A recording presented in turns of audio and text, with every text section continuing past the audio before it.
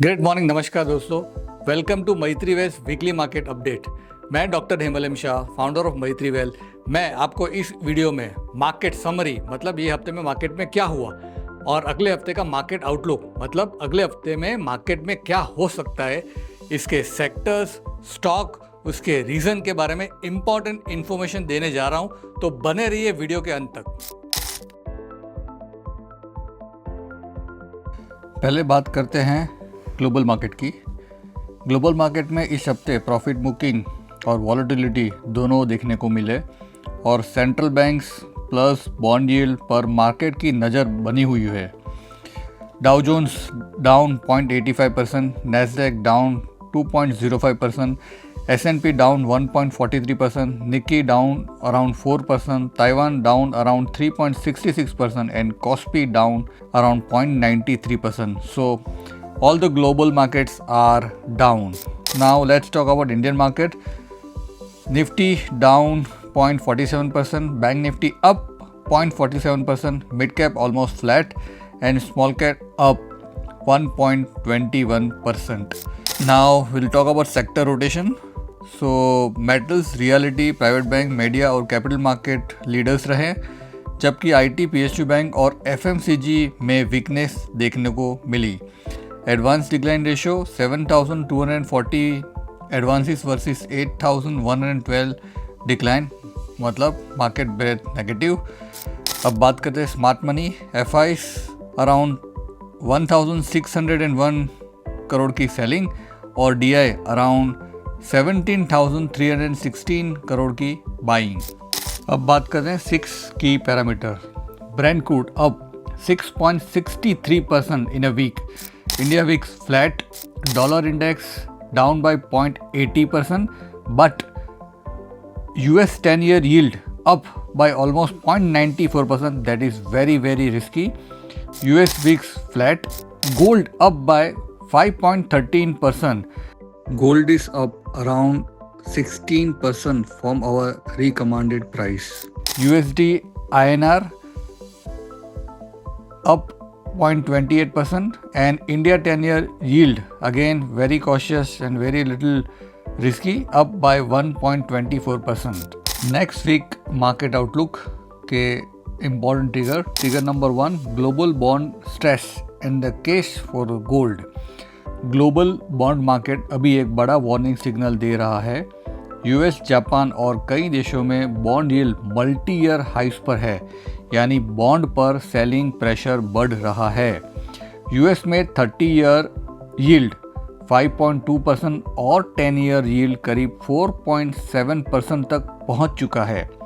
अब US treasury ने हर महीने कम से कम 4 बिलियन के 10 ईयर और 30 ईयर बॉन्ड्स बाईबैक करने का ऐलान किया है।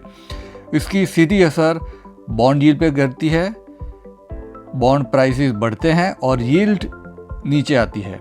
यील्ड गिरने से ट्रेजरीज की एट्रैक्टिवनेस कम हो सकती है और ग्लोबल कैपिटल का कुछ हिस्सा गोल्ड की तरफ जा सकता है, यानी ट्रेजरी बायबैक गोल्ड के लिए एक और पॉजिटिव ट्रिगर है।